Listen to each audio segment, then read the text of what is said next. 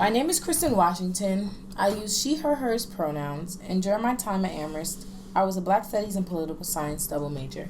I completed my 5-college digital humanities project in combination with my Black Studies thesis, and this work is titled Dare to Remember, a Digital Memorial of Black Brooklyn.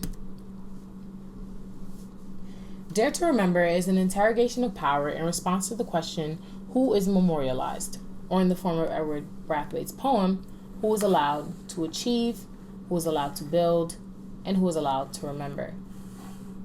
These questions are answered through a thorough investigation of landscape and literature, where I am privy to a plethora of European voices, but encounter silence for people of African descent.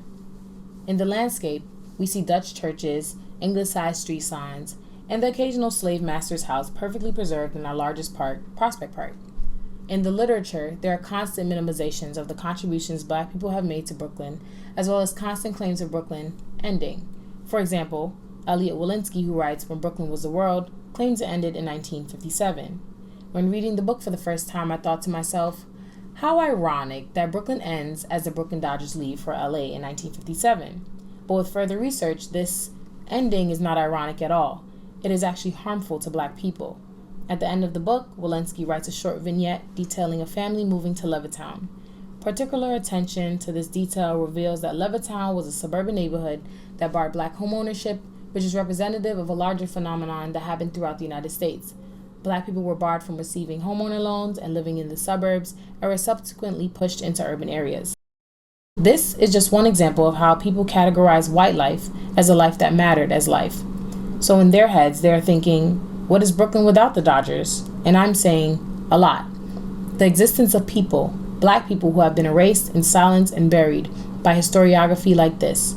And therefore, it is dangerous to minimize Black contribution or say Brooklyn ended in a specific year, because as Mikel Rolf Trujillo states in his book Silencing the Past, theories of history actually privilege one side, as if the other did not matter.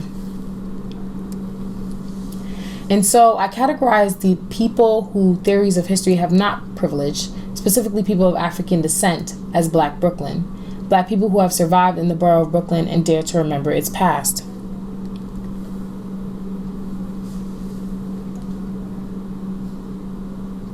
Even today, Black people are expected to go above and beyond in order to be recognized as human and worthy of commemoration. But I challenge the colonial pressure of having to overcompensate to be regarded as a human, being deserving of celebration. And so I focus on more than the extraordinary.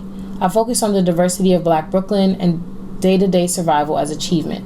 I focus on Black homeowners, Black business owners, and Black squatters. I also focus on Black migrant workers and Black West Indians and Black people who have achieved all and have achieved nothing. I also focus on Black residents. When I say Black residents, I mean stories of people like Mrs. Margaret Chapman.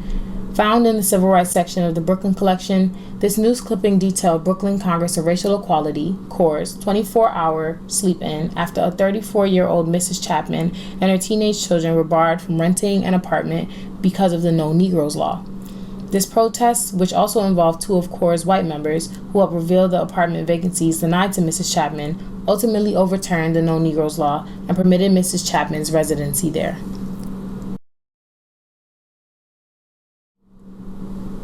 The forces I will expose are less visible than gunfire, class property, or political crusades. I want to argue that they are no less powerful. Mikel Rolf Trujillo. This quote by Trujillo was so instrumental in developing and theorizing my methodologies, which were GIS mapping, photography, and virtual reality. It caused me to ask myself, what does the liberation of our imagination, currently molded by memorializing public works, sound like, look like, or feel like? I've asked, where are the gaps? Where have Black people been excluded? Those questions are very important, but they seek dimension. And so I ask, what can stand in the place of memorialization but not replicate exclusionary practices in historiography? How can we spatialize our silence and our memory? And the answer is the digital. Digital technology does and can do that work. These GIS maps are in a loop, which allow us to spatialize and visualize Black Brooklyn using census data. The darker reds indicate a higher population density of Black people, while the white spaces indicate little to no Black people occupying the area.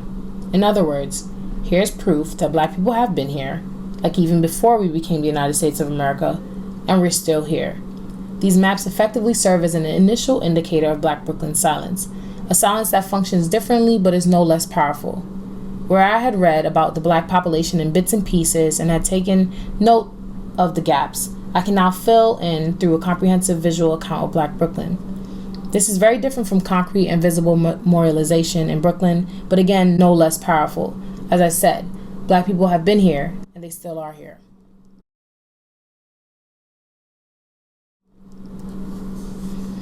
In the photography portion of Dare to Remember, I sifted through the archives of the Brooklyn collection of the Brooklyn Public Library, as well as the Schomburg Center for Research in Black Culture, in search of sites of memory as coined by Pierre Nara. These include street scenes, church pamphlets, news clippings, and pretty much anything that indicates something happened in the past at a specific site. For every image I found, I reproduced each one as a poster that was up to 4 times its original size. Then I put each one in a photo frame. Once I enlisted volunteers from Brooklyn to participate, we carried the enlarged image to the specific site of memory with the intention of photographing each volunteer beside their selected picture. For 1325 Union Street, I had volunteered my sister to be photographed here in order to impart the memory onto her, particularly because she is around the age of, at the time, Mrs. Chapman's children. In the exact same doorframe of the building Mrs. Chapman protested to reside in, my sister stood there in memoriam of this family who fought so hard simply to live. As my sister held up the photo frame, a Black woman followed by a Black man and a Black boy walked outside the door. The woman, protective over her shared property, asked loudly and suspiciously, "What are you doing?" Taken aback and a bit timid by the unapologetic nature of this question, I stuttered the title of my project, Dare to Remember, a Digital Memorial of Black Brooklyn. Her whole disposition changed, and she encouraged me to keep doing what I was doing. Before I could explain what was in the photo frame, she walked off with her family, but the silent memory of this space resonated with me even more. This moment of her appreciation of my project actually extended into her appreciation of Mrs. Chapman and Brooklyn Core, because without their work, she could not have claimed so unapologetically ownership over the space. Even as these experiences happened over and over again for me throughout the photo series, I continued to ask what makes this interactive. How can others participate with this silence and memory without access to the archives? I found the answer through more technology. And so this is more than taking images and digitizing them. It is the functionality of the slider, an additional layer of digital technology to help show the past and present in the same space.